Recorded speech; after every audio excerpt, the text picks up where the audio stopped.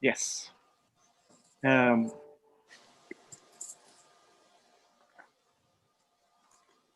good. Okay, we'll start. Good morning from here in Washington, DC, wherever you are. It might be afternoon or evening. So welcome to our webinar. The webinar is focusing today on sports. It's a tool for integration, for education, for development of persons with intellectual disabilities. I'm Vlad Spencer, as I mentioned to you. I'm here in Washington, DC, here in the United States. Our co-moderator, Anna, is in Yerevan, Armenia. This webinar is part of the International Sports Programming Initiative, which is a sports diplomacy State Department program, and it's produced by World Learning and Digital Communication Network. I would like to mention that here in the United States, we mark this year the 30th anniversary of the Americans with Disability Act of 1990. This is a landmark legislation, civil rights legislation that prohibits discrimination based on disability. During our sports diplomacy sponsor exchanges, this is what we do during regular periods of time when there's no COVID. Those exchanges are in-person exchanges, and we always include, if not for the whole program, but at least in segments dedicated to these streams, sports and disability, because all of us should be aware, should be engaged in support of these wonderful professionals we have with us today. We are proud to say, actually, that one of our participants in the exchange, Mohammed, and we hope to connect with Mohammed. We had some difficulties this morning with the connection with Morocco, is one of the participants in our exchanges. And at the same time, other sports diplomacy exchanges, the State Department Global Mentoring Program, has also some representatives here. Iman and Dave participated in that program. In Morocco, we went to Mohammed's various programs dealing with youth with Down syndrome. We spent almost a day there with him and with them. We experienced a lot, lots of feelings. We learned a lot in the process. And since our global audience for these webinars, that literally people from all over the world, include some experts, but mostly people who just want to learn more about intellectual disabilities, challenges, also the amazing talents and skills, how we can all get involved and support, and mostly what role sports plays. We invited today a global panel. There are experts from US, from Namibia, from Lebanon, India, Morocco, because this issue is of global interest. By now, all of you know, more than probably you want to know about Zoom as a technology. We count very much of your questions in the chat room.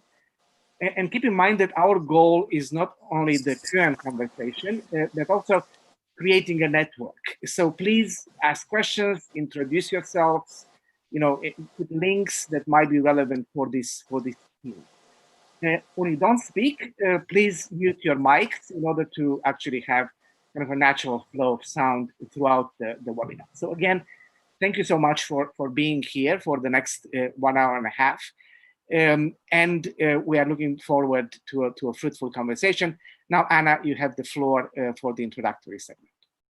Thank you, Vlad. I'm sure that our webinar will be very interesting because the topic is really very interesting and important. So I'll go with our first speaker, Dave Lennox. He's a president and CEO of Special Olympics Washington State from US. Dave, welcome. I want to ask you to introduce a little bit your work and the challenges that you face. Okay, so yeah, and my experience is over a long time, and the challenges have changed over time because of the way society looks at people with intellectual disability. So when we first started off, we kind of had this assumption that all of our athletes in Special Olympics had the same profile. We were looking for a kind of coach that would be sympathetic, empathetic, and would just worry about mostly getting them out and getting them active, and all of that. Over time, it's evolved, and so now we need variety, a spectrum of coaches. And that's kind of the challenge, is that we've realized that our athletes are not one type of person. There are many types of people. They come to us for various reasons. So when you're coaching, you have to build a team of coaches. Some coaches are catering to the athlete who just wants to get out of the house. They just want to get away from their parents for a minute because their parents are overbearing and constantly focusing on their disability. And they want to be with someone who sees them as an athlete, even though they may not be very accomplished or even know the basic skills. Some really take fitness very seriously. Others really want to compete and they want to win at all costs. And having a group of coaches who can cater to the different needs of those athletes is probably one of the biggest challenges that we have, and doing that, and then figuring out how to motivate them. It's like solving a puzzle when you have a team, because it's not monolithic. They're not one group. Not everyone has the same goals, and it's a hot mess. But it's a fun hot mess when it all works together.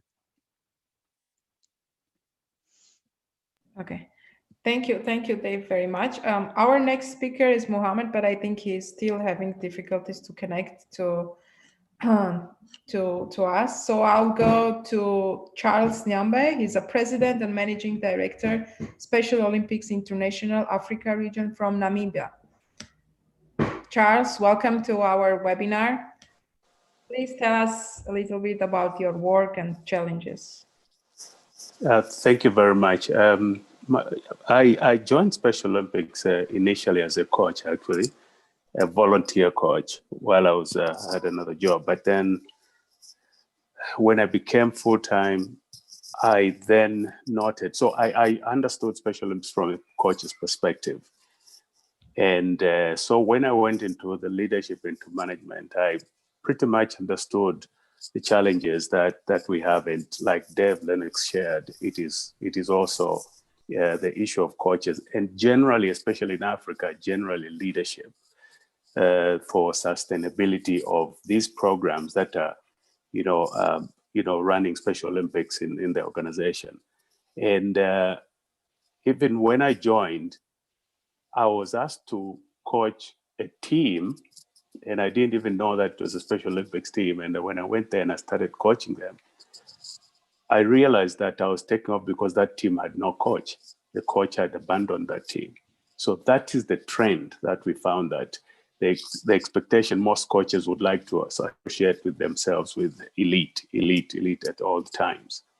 So we have to get people that are empathetic to find them. So the training process has to be held in such a way that you bring an understanding, and you bring, emphasize on empathy, so that the people that are going to be working with the athletes have the understanding. Governments too, in these countries, feel this is a forgotten population. It's non-existent. Disability to them is what you see. Intellectual disability, unfortunately, is not visible.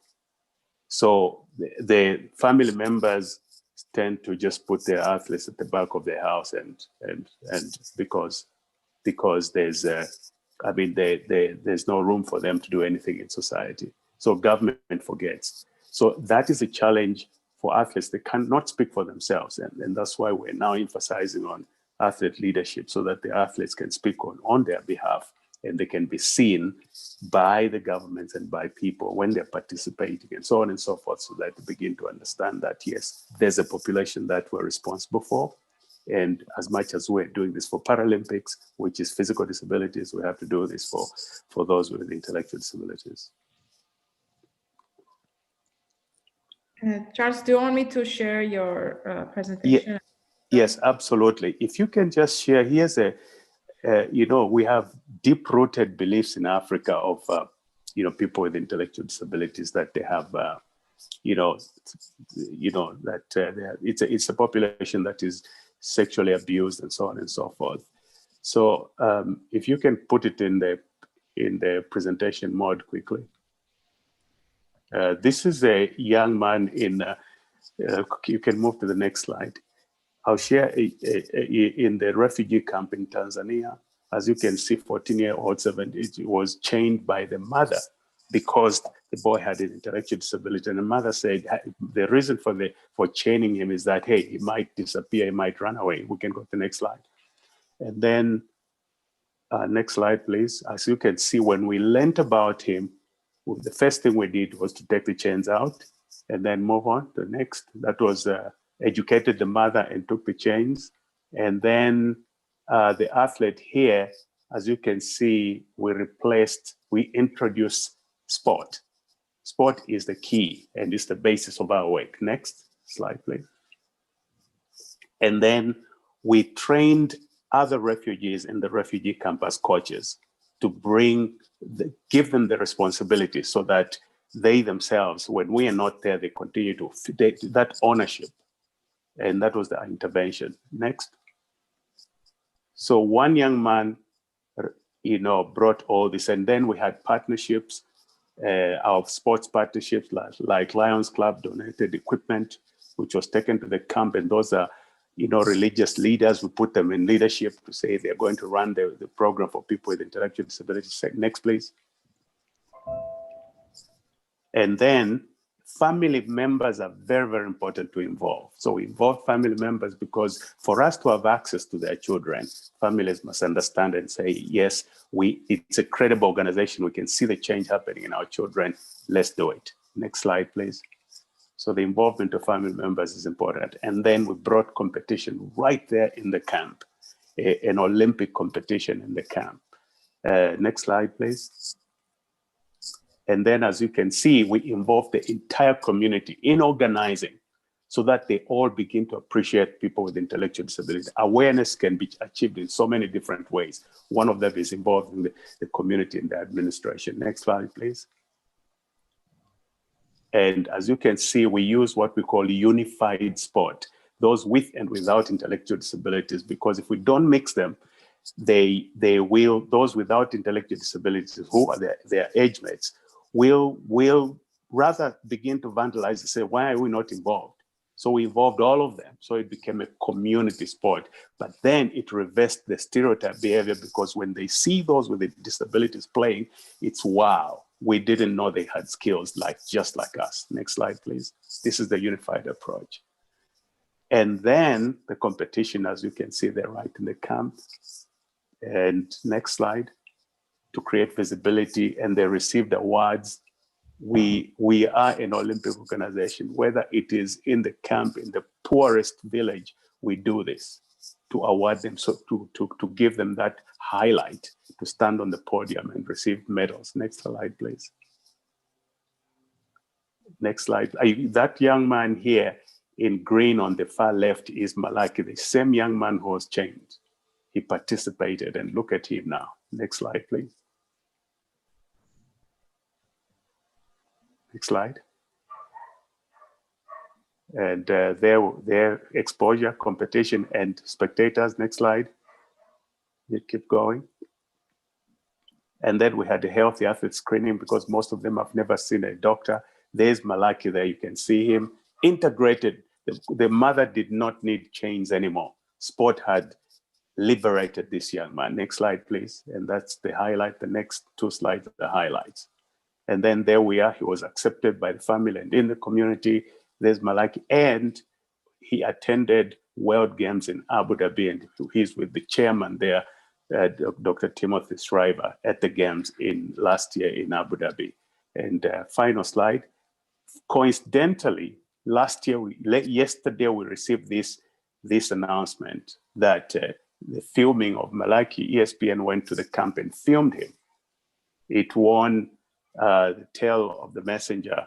It won, the film won the Edwards and Murrow Award for National Feature Reporting, and on Saturday, the 17th of October, because it touched so many hearts when they see how sport can transform, how sport can bring, liberty to people and families and the community. Yeah, you can go to the last slide. I think that's the website is. Oh, there's a link there. When you get that, you can actually watch the video of that link there. You can watch the film of the film that I'm talking about is a really good film to see. It's a 6-minute film. Can you post it in the chat, Charles, when you finish speaking? So Okay, everybody... I'll post it in the chat. Thank you. All right, and finally, the last slide. Next, that's the website there, specialolympics.org, if you'd like to see more of what we do. Thank you. Thank you, Charles. This is amazing what you do and what you did with this kids' future. This is great. Thank you very much. And we'll go to our next speaker, Mohamed Munir. He's an educator specialist, Moroccan Association of Persons with Down Syndromes from Morocco. As Vlad mentioned before, we saw him working with the kids and they are really amazing. We saw them playing football, soccer, and they are really good. So I'll let Mohamed to introduce the program a little bit. Mohamed, welcome.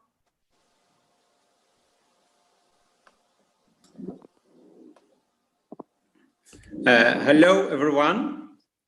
First, I introduce myself. My name is Mohamed Munir, and I work as a specialist educator with people with special needs for 70 years now.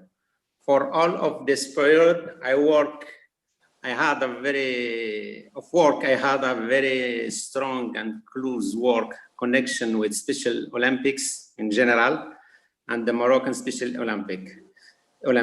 Since the very beginning of my career, working as the sport responsible in our organization, the Moroccan Association for Sport in the People with Down Syndrome. My presentation will be short today, and I hope I will be bringing an additional value by sharing our Moroccan experience and two main focus, which are inclusion and independence. Because for me, it's very, very important to speak about inclusion. Because in the sports in general, in all the world, you find the stadium and the place just for the person with disability and the place for the others. This is, for me, it's a big problems. Yes, Special Olympic, you have now the problem to unified game. It's a beautiful program, the unified game. But in reality, you find always just the person with disability in the center, in the stadium. For me, it's not good, because inclusion, you must be together with the others. You must be together in the school, in the college, with neighborhood, in the stadium. This is, for me, it's important. Like, you must be all society, me, you, and all the world working for this concept. To be the kids must be together all the time, not just one moment in the years, but because it's not good. Donc you must be help the person with disability to be together with the others, to be together with others, not just in the stadium, but in all the place in the life, in the school. Because now you find the class in the school, but the class just for the person with disability. Or you can find a science just for the person with disability.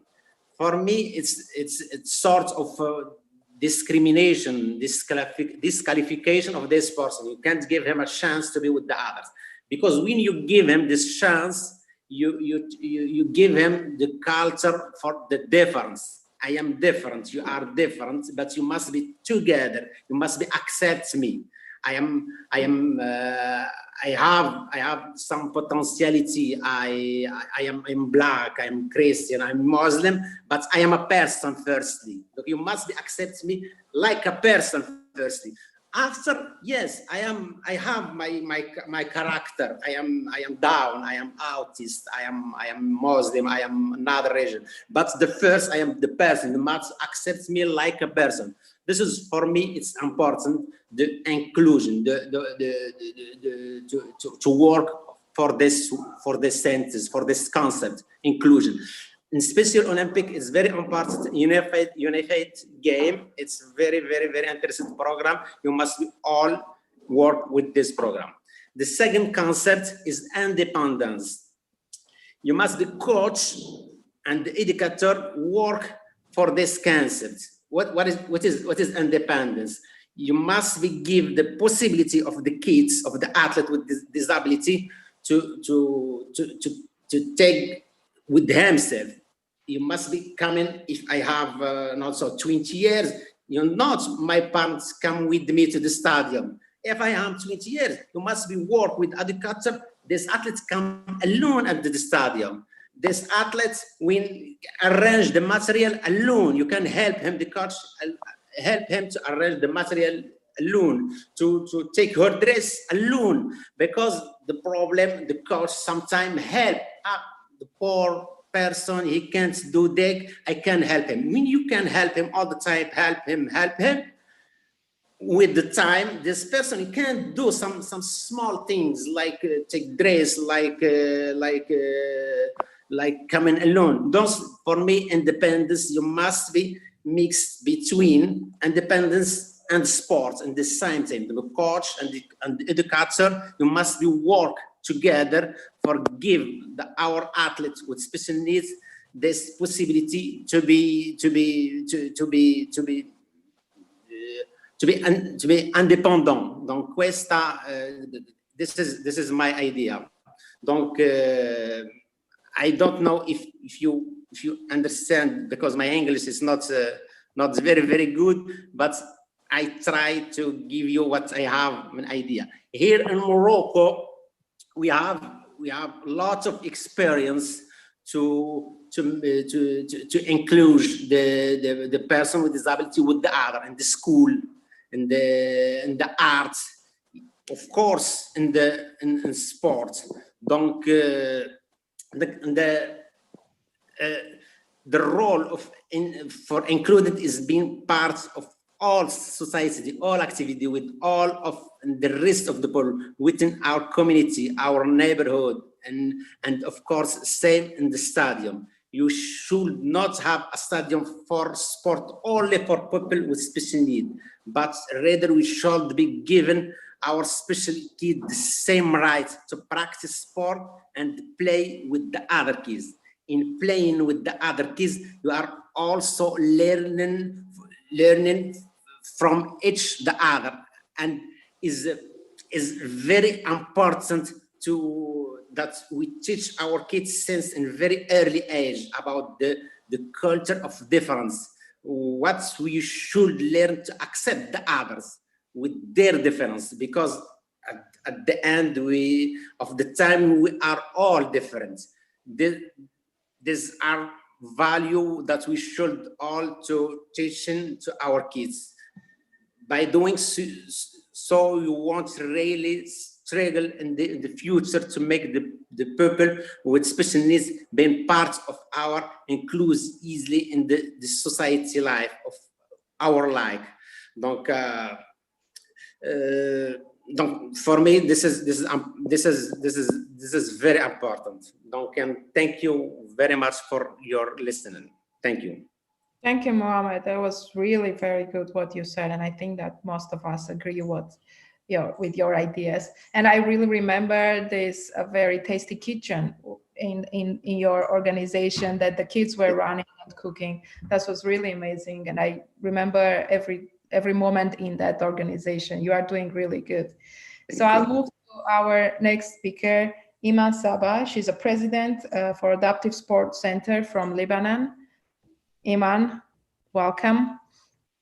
Please tell us about your challenges, about your work in Lebanon. Hi, everyone. So I'll share my presentation directly. So I already put everything in it. Is that okay? Yeah, you can share your screen.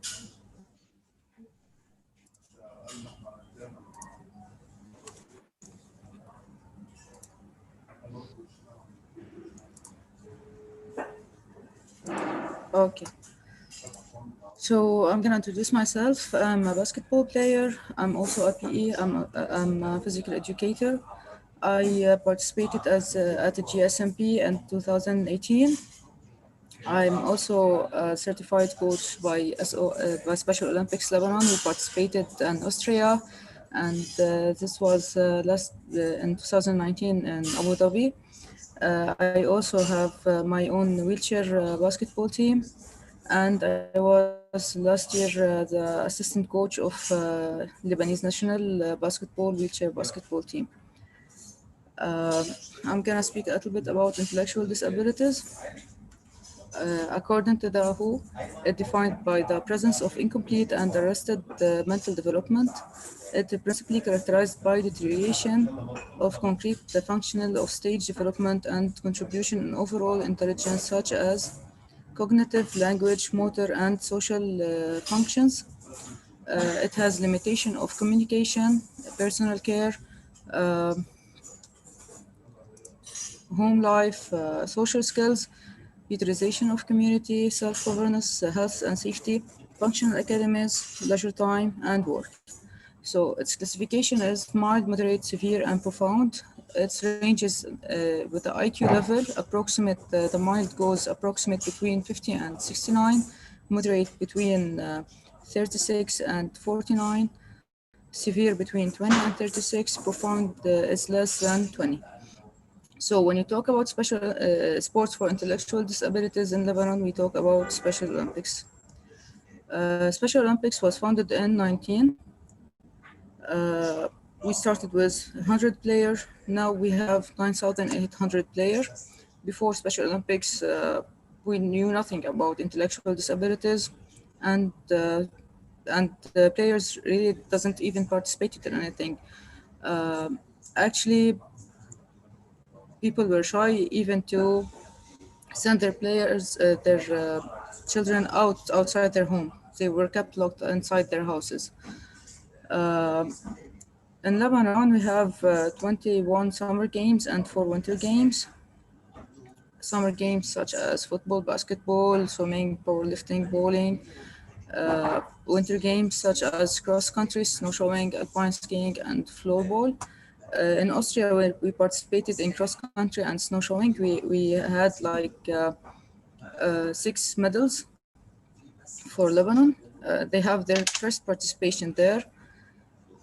Some of the players, and when they returned to Lebanon, well, they actually one of my students. Two of those students are from my school. So when they returned to the school, we made a huge party for them. Uh, Usually, students, it's an we have 2 schools at one place, one for the student with special needs and the other for the regular students. Well, the regular students used to run away from them. Now, after they see them, they coming have those medals. They start to look out for them. Like, look, they have medals. They went out from Lebanon and won their games. So they start to have like friendship with them and get to know them even better. That's all because of the games. Uh, and also we have other programs like unified sports. After that, we have like inclusion sports like in football and basketball and other games. We have volunteer healthy athletes and healthy communities. We have one of the best doctors with us, like Dr. Abdurrahman Bizri. He's now recently one of the best doctors who's talking about COVID-19 and unified schools programs. We are entering the schools and explaining more about Special Olympics and including more schools with us. And families networking, we work with families, not only the mother and father, we're working on also the siblings. So we're working as a whole on the player. The benefit of playing, it promotes a healthy lifestyle, build discipline, self-esteem, self-worth, confidence, and it's really shown. This is a unified team, football team. This game was in 2011 when we went to Greece. It improved psychological well-being, reduce anxiety and improve mood, improve physical health, decrease risk of contracting major chronic diseases, such as heart problems, stroke, and cancers. Improved mental and emotional well-being, especially in preventing and alleviating depression, anxiety, and coping with stress. Increase social network and relationship. Enhance cognitive functioning and learning. Now for the challenges. Uh, well, in Lebanon now we have challenges in finding volunteers. Now most of the volunteers are looking for more pocket money work because of the economic crisis that we're having. So we're having a little bit problem having some more volunteers. But after uh, telling more about our program and seeing the athletes and working with them, some volunteers are really coming and enjoying working with the Special Olympics. COVID-19 is a big challenge. There's no physical activities for the children. Okay, we're having some visual virtual meetings, which we are sending some videos for them, but we don't have like a real tracing for them. Like we don't know if they really have doing those activities or not. Uh, Also, it's affecting their mental health and physical health. Uh, and other problems like fundraising. There's a lot of NGOs now in Lebanon, and everyone is selling their ideas, like for NGOs for cancer, NGOs for a lot of like for this crisis, economic crisis that we're having, the explosion that we have recently. So it's been tough for us to have fundraising and social integration. Uh, Despite everything that we're doing, we still have people that don't understand really uh, what this means. Like we still have some bullies, we still have some people that they saying that, look, this is disabled and this is Down syndrome and this is I don't know what. So we still have like to do more awareness and have more people integrated more in these games and explain more and more for those players. That's it. Thank you. Thank you. So fascinating presentations. Please continue to ask questions in the chat room and we'll come back. Sorry, we have one more speaker. Sure, yeah. But if I could interrupt you for 2 seconds. Our partners at the State Department, Sports Diplomacy, Ryan Murphy is here, and I would like him to say just hello. His background is in sports with disability, and then we'll get back to the lineup of speakers and to the chat room. So Ryan, if you could hear us. Yeah, hey everyone, can you hear me? Yes. Perfect. So I just wanted to say hi to everyone. Sorry, I might need to leave the session a little bit early, but as Vlad said, I worked for Special Olympics International prior to coming to the US Department of State. So have worked with Charles and Dave. Dave was actually my boss who brought me into the Special Olympics world, as well as Kester Edwards and a few others that are on this call. It's certainly a passion of mine. I'm glad that we are able to do a session like this that is focused on sports opportunities for individuals with intellectual disabilities specifically. And just thank you really a lot to all the panelists for taking the time and doing this session today. So I will be listening in the background, and I appreciate all the support out there. Thank you, Ryan. Anna, back to you. Thank you, Ryan. So we'll have our last speaker, Manisha Verma. She's a manager, research, training and development, skill council for persons with disability from India. Manisha, welcome to our webinar. Hello, thank you for inviting me. Thanks to all the panelists they have put up. Actually, when I was listening to all these panelists, I realized the problems everywhere are the same. The challenges are same. Whether it's America or Africa or India, the challenges the persons with intellectual disabilities are facing the same. It's lack of awareness, COVID-19, restrictions due to that, and there's also a challenge like because parents are overwhelmed with therapies and the schooling, the sports takes a backseat for persons with intellectual disabilities. I have been managing a school also for specifically for special needs children, and what we lacked was the proper infrastructure. In India, you have big cities and rural India, which is really backward, and a lot of issues in terms of accessibility to the infrastructure for proper sports infrastructure.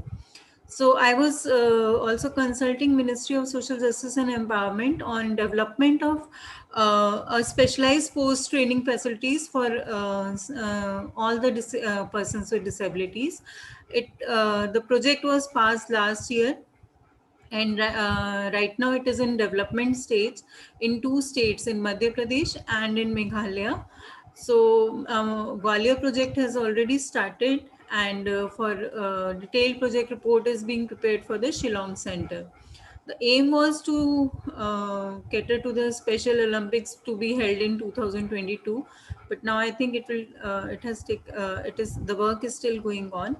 So that is what India is doing for incorporating these challenges. And then we have special organizations like Paralympics, Special Olympics Bharat, and there is one Divyang Maitri Sports Academy in Bangalore, which is working exclusively to train the children for intellectual disability.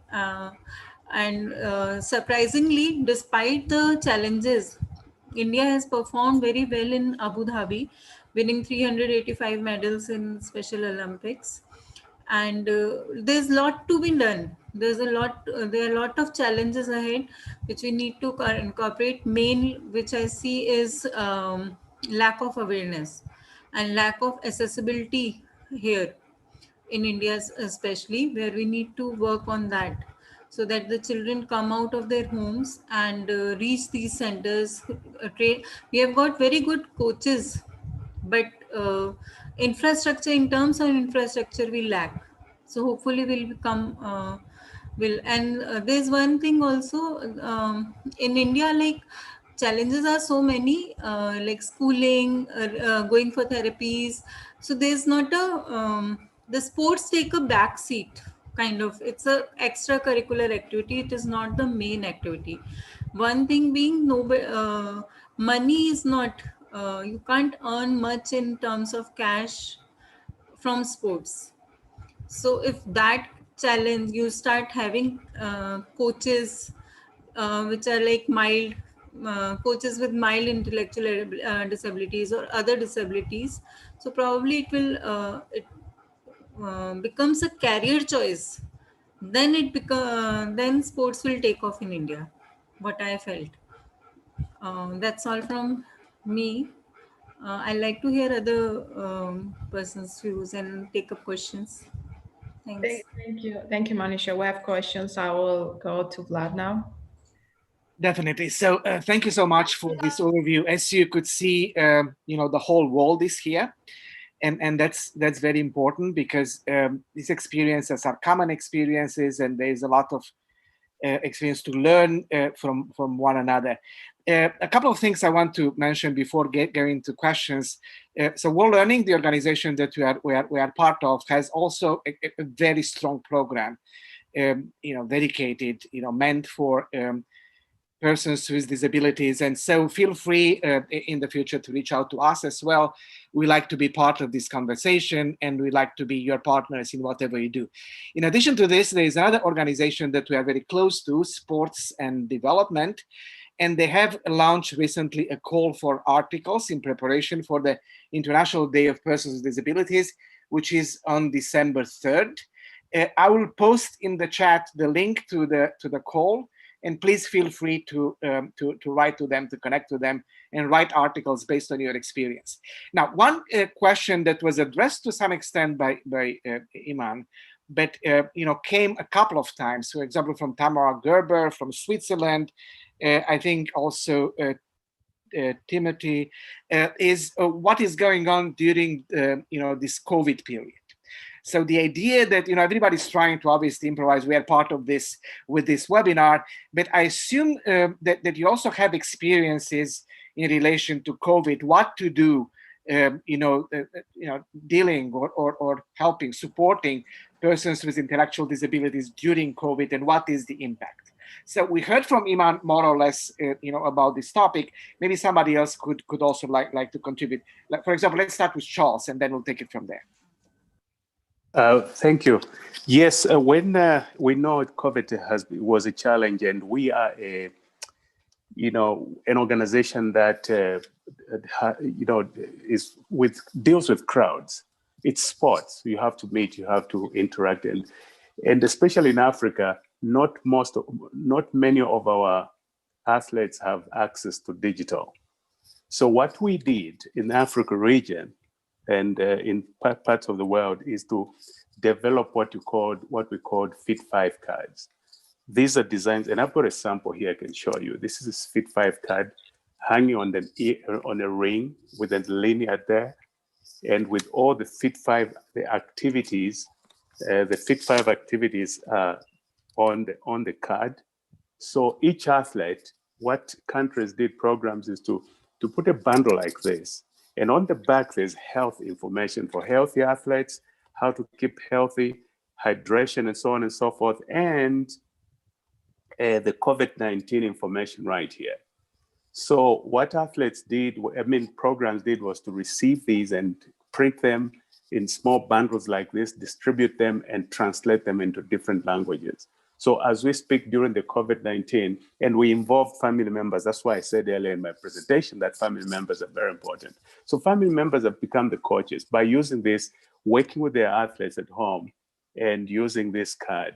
But those that have access, if some of them have their digital access, these have been sent in electronic format, and there are videos that have been distributed too. So some of them are using video, some of them are using cards, those that don't have access.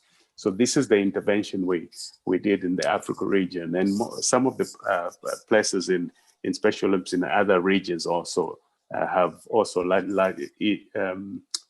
Asia Pacific has also done the same. They are using these Fit 5 cards to provide them to athletes to continue to be fit, keep fit until such a time where it'll be post-COVID and safe to get back on the field.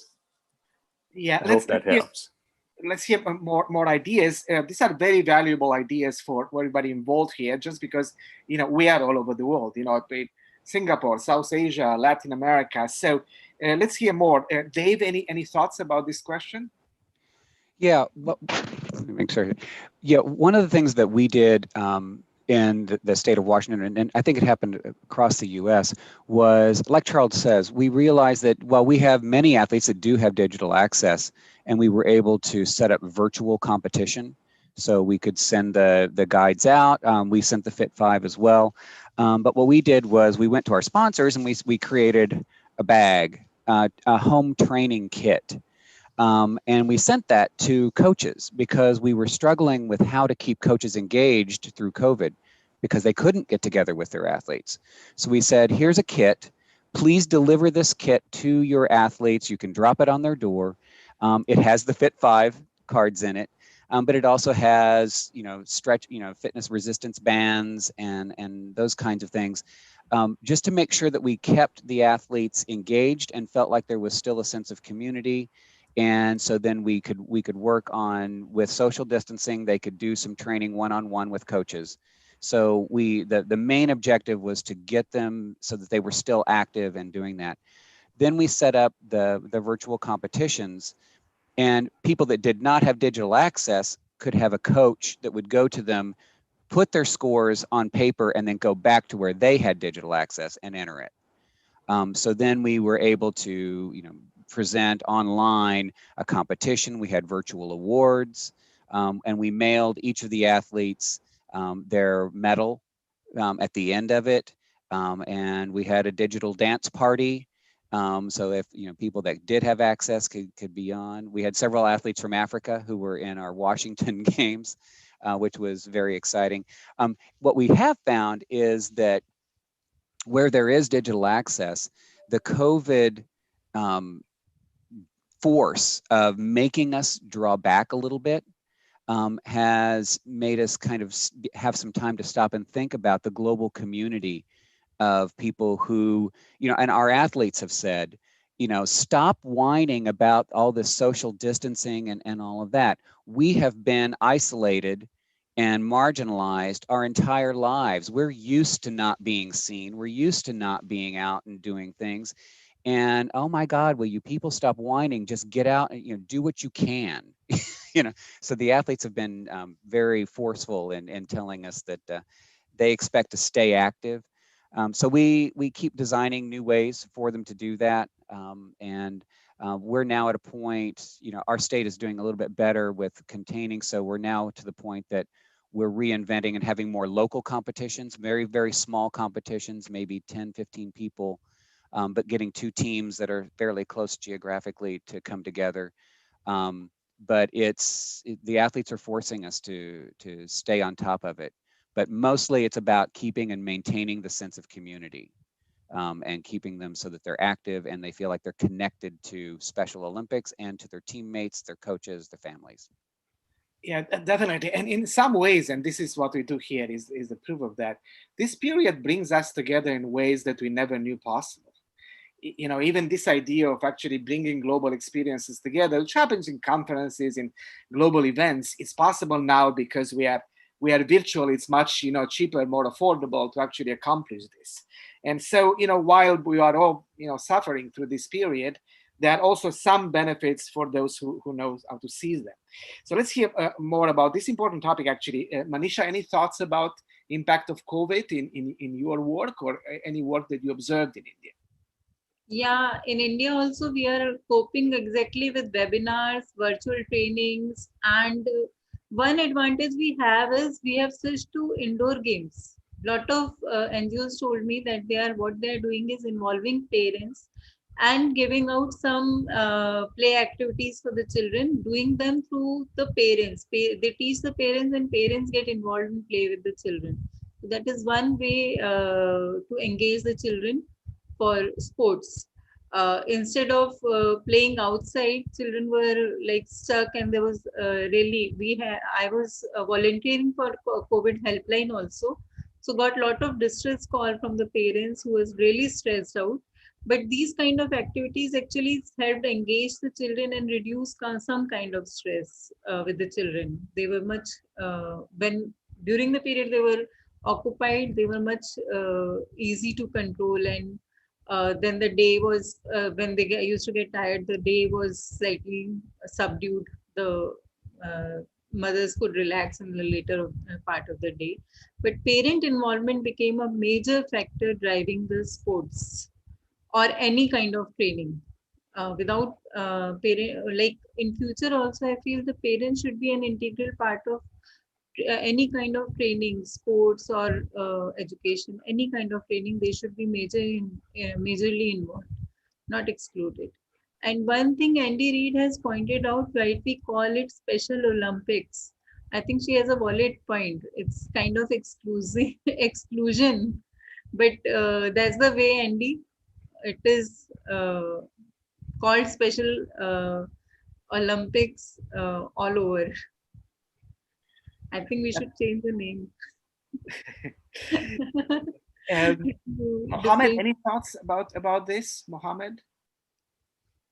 About COVID? Actually, one of the questions came from Morocco. Yeah.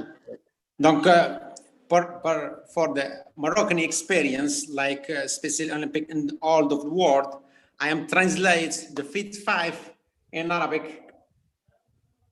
The same program in Special Olympic I translate last week, and I give him all the athletes in our organization, 100 athletes. I give him to practice sport at home with her family, not alone, because this is for me. I insist for question of inclusion. The athlete, we can do sport, but with her brother, with her neighborhood, and with her mom, with her father.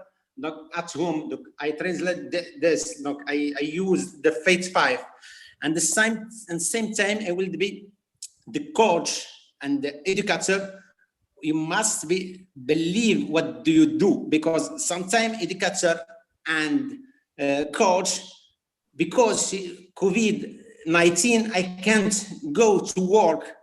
But if you can't go to work, you must stay in contact with the athletes. You don't leave him alone, because the person with disability, you can't let him alone at house, 1 month, 2 months, 3 months. You have other problem, the other psychological problem. Donc, you must have a contact with athlete, with fun. Here in my organization, we have lots of poor family who can't have contact. Donc, association, she is going to asking money for the sponsor and buying the phone, the smartphone for 20 to 25 family, and I am going to all the quartier of Rabat to give this phone of this family, but to stay in contact with this family. Look, I give him a possibility to training with the group with 3 persons via WhatsApp. I train in only day with the group with 2, 3, 5 group to WhatsApp to practice sport. And I search in the other programs. For example, the Special Olympic of Emirates of Arabi, you have beautiful program to playing with the athlete by Microsoft Teams. Look, I asking the friend coach in Emirates, you give me the link, and I give him the athletes, Moroccan athletes. With Egyptian, also with Egyptian athletes, I have a contact program with the coach. We have created a group WhatsApp with the coach, Arabic coach, Arabic Saudi, Emirates, Egyptian, Moroccan, and change the idea. I have idea. You have it. You can help me. I can help you. Look, you must stay at home. Tell all the time COVID-19, COVID-19. Yes, COVID-19 exists, but you must be working. You must be going because in the big wheel in the world. The person go work, the person love, the person practice sport. Look, you must be COVID-19 and that stay at home. You must be search the solution. You must be creative to help this person, because if you leave him alone at home through 4, 5 months, donc you give him the problem, the psychological problem. This is my idea. Thanks, Mohammed. Now, before going back to and I have another question that actually was, Timothy's question, but I would like to kind of put a little bit of a spin on the question. So, what Timothy was asking is that how do we get societies to value what athletes with disability achieve? And, my spin on the whole thing is that how do we, in the process of working with persons with disabilities, how do you work on, in general, on society, mentalities, preconceived ideas, things that might be making your job more difficult. So, a little bit, the advocacy, component of the whole thing. So, so let's start with Iman, on this question, and then we'll go the same thing briefly to all of you as we advance. Well, as I said before, like when we needed to tell the world and tell more about the people with disabilities, and especially intellectual disabilities, we need to integrate people more with us. So we do more competitions and more fun games. We include other people with us. We start with schools, inclusion and integrations. When we start with young athletes, with the small ages, we start to introduce small athletes to each other, so they won't feel different from each other through sports. When they grow up together, they will feel okay with the idea, and we make awareness for people. Yeah, there is a little bit of a noise underneath. So let's advance a little bit. Charles, actually this question was put in relation Yes. to Namibia. Yeah, yes. Okay. Yes. All right, I'll wait. Yeah, and we we make also like meetings with the families. We make awareness for the families, for the people with disabilities, and for other families. We include them together in the same meeting, and we start to introduce more about the players and what they can do to share the ability, not the disability. We always show the ability of the player, not to show them the disability. So that's what we always work on. Yeah, we lost your sound. Charles? Yeah, thank you. Society, in terms of reversing these stereotype behaviors, and especially in Africa, these stereotype behaviors are so deep-rooted in some of the countries that we've witnessed, as you saw from that video, and also in one of the countries, there are what you call prayer camps. They believe that people with intellectual disabilities, they are possessed by demons, and these people take them to camps where they pray for them to heal them from intellectual disabilities.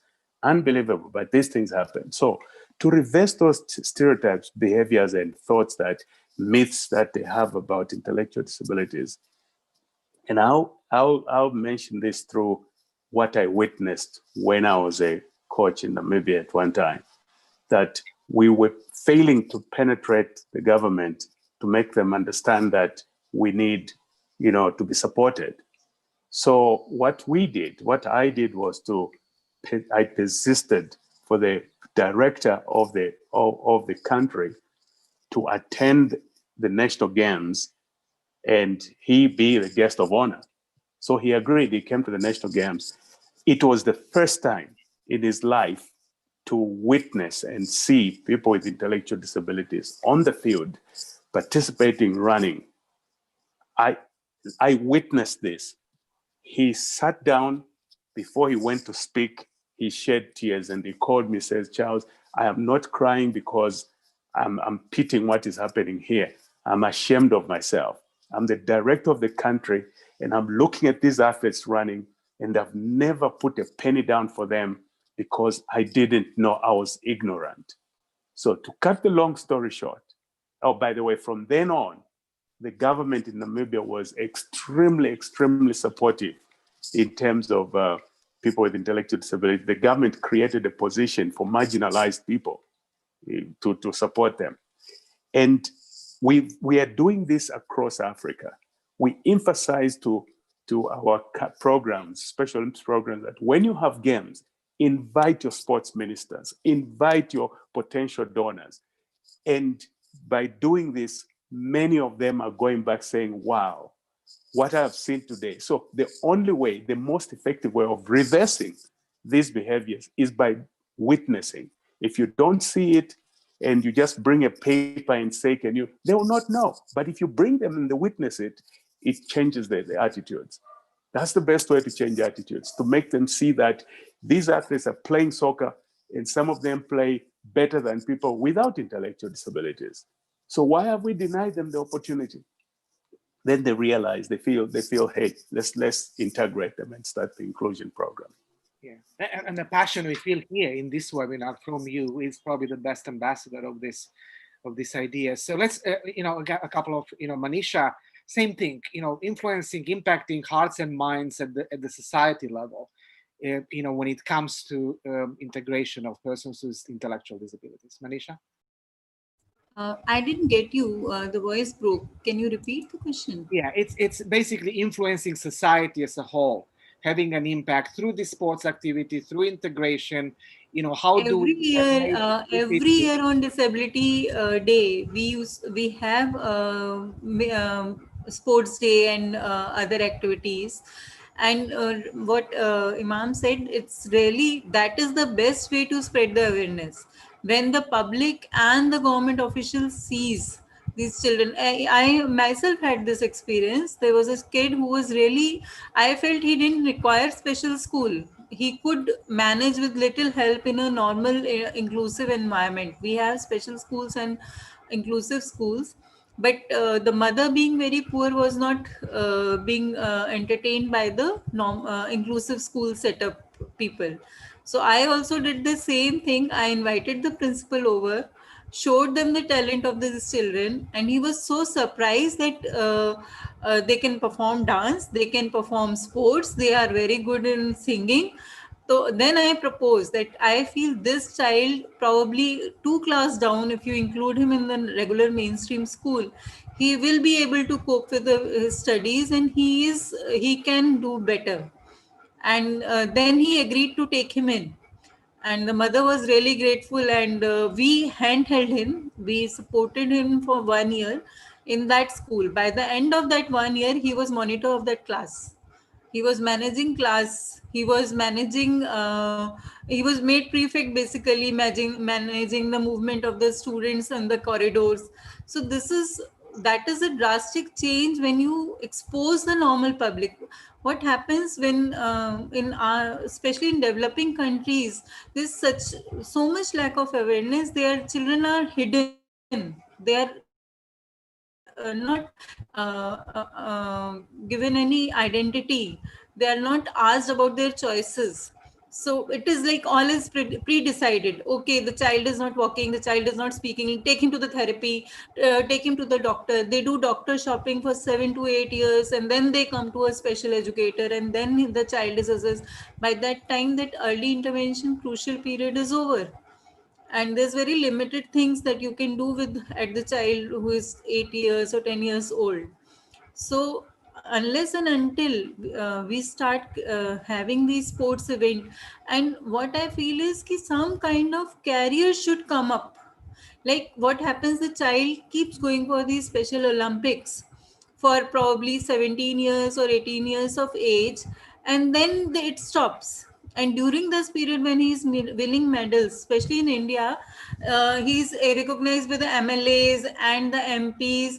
People sponsor him, people give him money, people give him gift. We had a case, child won the money for by participating in the special Olympics, and he sponsored the operation of his father from that money. So that kind of things happen, but after a certain age these activities stop. There's nothing beyond 18 years or something. So then the child is lost, all that identity is gone, that source of money for the family is gone. So beyond 18 years, if something can happen, maybe they become the trainers, or they keep participating till much we have a older age group for these games. So they keep participating, they keep going out, they are exposed. That will really help. What I feel, some kind of career or some kind of regular stream of income will encourage more. Yeah, definitely. So to have room for another question, at least, so I would like to go to Dave, and because Mohammed touched on this topic before, same thing. Obviously, 30 years with the Disability Act changed perceptions and societal reactions in the United States to a large degree. Do you still feel that there is a certain, resistance, difficulty, challenge when it comes at the way that society looks at intellectual disabilities, Dave? Yes, but our problem is different from the rest of the world because, outside the United States, Special Olympics is kind of a newer concept, and certainly working with this population is a newer thing. So you're having to deal with it on a governmental level, you're dealing it with an institutional level. Our problem is that most people in the United States think they know what Special Olympics is, and they think they know what people with intellectual disability are capable of. And because they saw Special Olympics in the 1970s or the 1980s, and when we were not really focused on our athletes as athletes, we weren't focused on their ability to be included into society and included into sports teams and all of that. So we have to re-educate is our problem. So the activity that I usually do is I will sit down, and we have to re-educate ourselves as well. Our coaches and our families are among the biggest problems that we have sometimes because they think they know. And so what I do is I say, okay, I want you to write down, I'm gonna show you some pictures of some athletes, and I want you to write down, what do you think this person is capable of doing? What do you think this person needs from you as a coach or as a parent or as a government official or whatever? And I want you to write that down, and then I bring that person out. And frequently and it's an athlete, it's a Special Olympics athlete who may be a coach themselves. And they say, you know, we demand that the coaches who coach us know the sport and they treat us as individuals. We expect you to know what you're doing.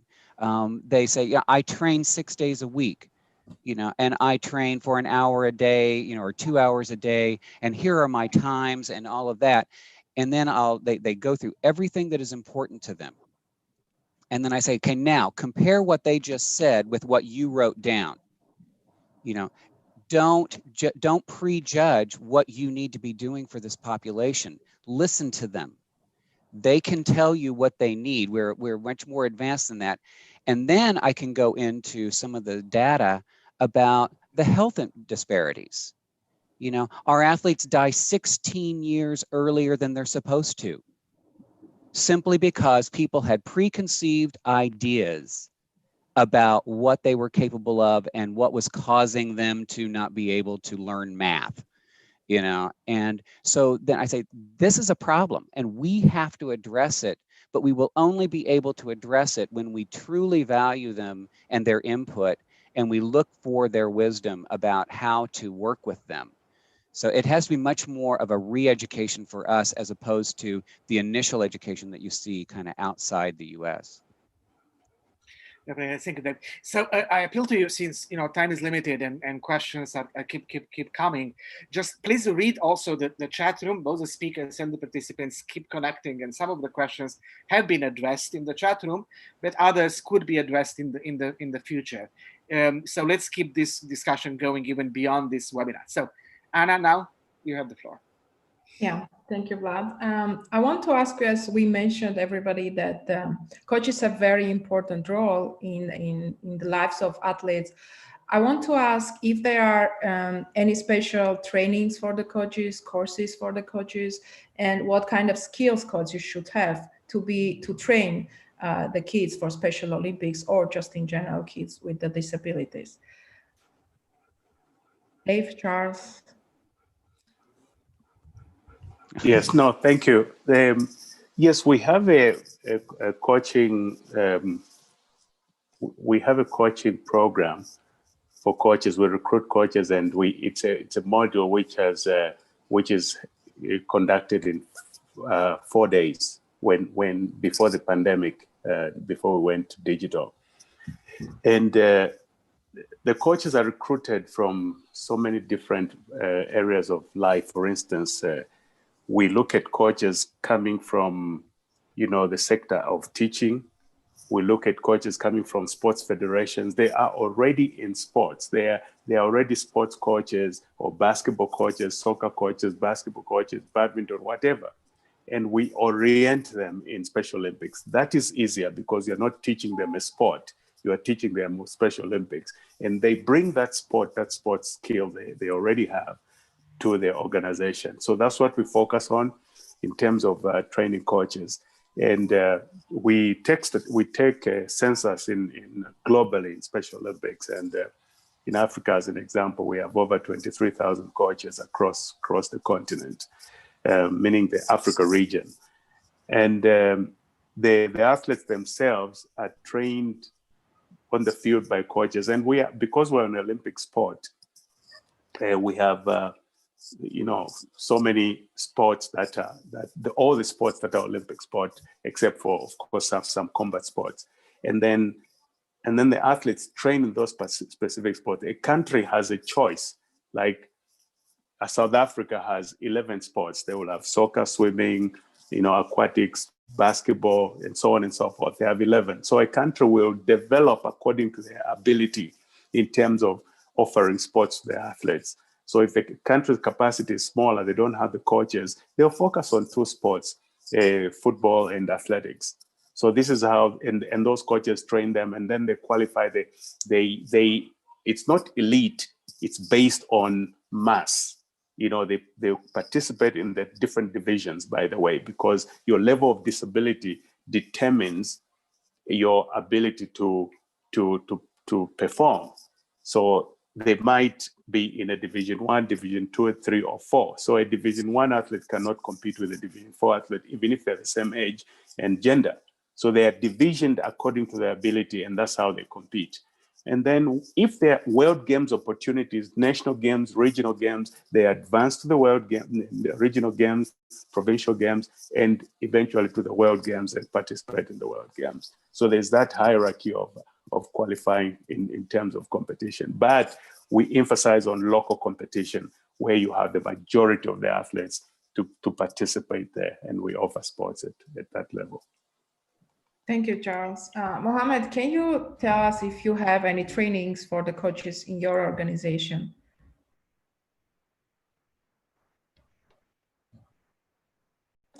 Yes, of course, because in sports you have a specialist of football, of athletic, but for me it's not off. You must need the other, because you playing with the person with special needs. You must believe what do you do. You must be feeling, because if you don't have this feeling, the other person, the other kids feel this. Donc you must believe in your mission. I have my mission. I am a coach, but I work with the person with disability. Donc I must know what type of disability, because I work in my organization. I work just with the person with Down syndrome. I know what is the character of the person with Down syndrome, but with the autist population have another needs, another things. The person with EMC, because disability it's not one, and the person the same. The person with Down syndrome, you find lots of, because only person it's single. Look, you must know it, the psychology, the life, the family, because sometimes I come to coaching my team of football, but I must be knowing, because I have athletes, she has take 2 hours for coming to teach me. She is coming too tired. I must be knowing this small detail. If I don't know this, I give it. You must be knowing the story of the athletes, the family of athletes. I know the family come to take two bus, don't have money. You take two, he's coming. You can't take him. You are coming late. Go back. No, you must understand family, understand athlete. If this quality only coach, you must have this quality to understand the others, to give him a possibility to explain, to give him a possibility. And on a couch, you must be searching to the psychology, the type of disability. Down, it's not autism, not AMC, not. Donc, this is, for me, it's very important. Thank you, Mohammed. Manisha, do you do your organization do trainings? In India, Ministry of Social Justice Empowerment and Sports Ministry has a Khelo India program, under which Special Olympics Bharat is the nodal agency for training coaches. So they ministry gives them grant, and they recruit. They actually do a pre-screening of the sports coaches, and then they train them to train persons with disabilities, including intellectual disabilities, for the various sports. So that is how in India we work under that umbrella. One nodal agency working at pan-India level. And many NGOs themselves also recruit sports coaches trained by these centers, and have their own coaching centers. That is how it works here. Perfect. Iman, do you have anything to say about the training of trainers, educators, coaches? It's almost the same with everyone. Like the background of the physical educators are they already graduated from physical having a physical education degree. Their basics are physical education. Usually we take one or two coaches from each NGO. We teach them the sport, and they will go back to their NGO and teach the other the other coaches to how to deal with to train them how to teach this sport to the to the athletes. Perfect. Thank you. Dave, do we have any online courses, modules for the coaches, trainers? We do. Yeah. Yeah, If you- we have some online, and I think what's interesting as you listen to this is that, and please don't tell the rest of the United States that I said this, but we have the lowest threshold for skill for coaches in the world. Outside of the United States, it is a very honored profession and a very serious profession. And in the United States, and I don't know why this is, but like Charles described, his coach's training of 4 days. Ours is 8 hours. 4 hours of that can be done online. And it's a very quick introduction to what is intellectual disability and how we do divisioning and all of that. And then we do 4 hours of sport-specific training because we assume that the people coming to us to certify as coaches have absolutely no sport background. That's because in the US, our coaches tend to be parents, special education teachers, people who do not come from the sport world. And so it's very different, and we see that when we go to our world competitions. You can see that the people from outside the United States are much better trained. And it's, when I worked on the international level, I was always just like, oh my God. Please don't let this be known. But we do have the technology piece down where, yeah, you can go to those classes. What we struggle with is continuing education, how to help a coach go from that such basic level to something that's actually meaningful.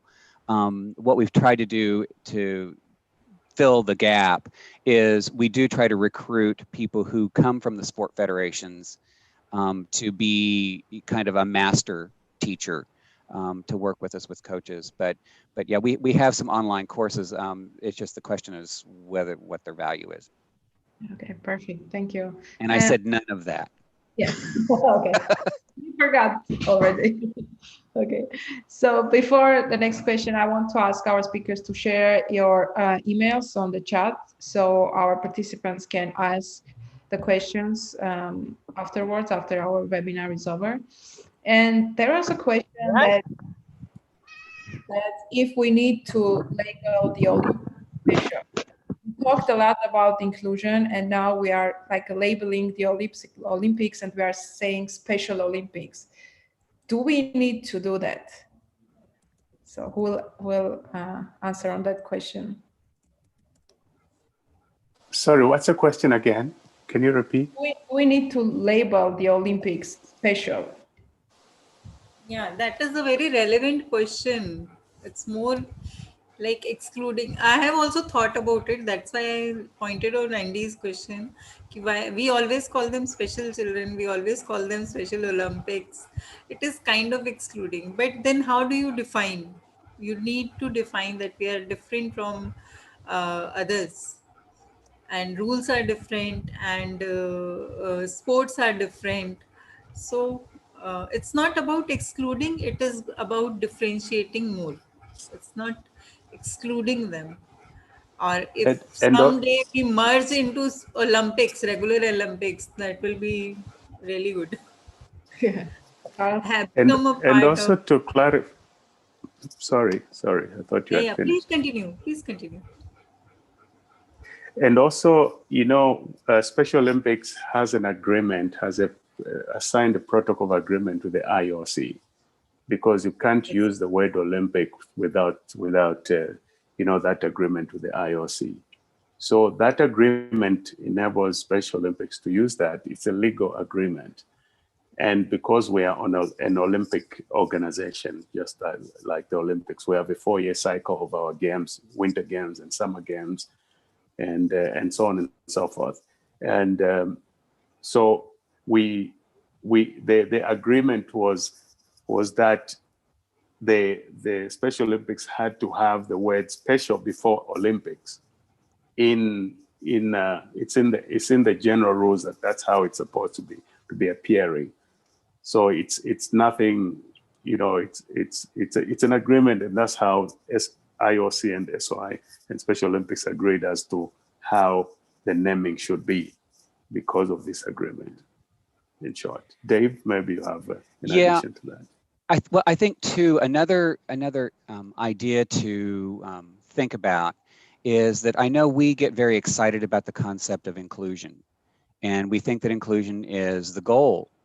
And my work with the international level was all around self-advocacy. So I went all over the world talking to people with intellectual disability about this concept of inclusion. And in virtually every region of the world, a variation of this discussion happened. Yes, we think inclusion would be great. People could come to Special Olympics.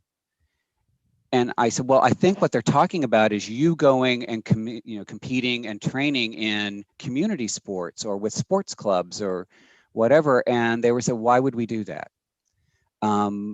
We don't want to go because their people are mean to each other. We see what goes on, in mainstream sport, and sometimes we don't like it. We like the fact that we have a safe place where this is about us. It isn't about you, and it isn't about us trying to be you. Let us be us, and let us have our space. And so, well, our idea is, oh my gosh, we've labeled them and we've limited them. If you talk to them, and not all athletes agree, so certainly there is a various opinion about it, but many of our athletes like the distinction. And they say, you need to get over the idea that I have to be like you. I don't have to be like you.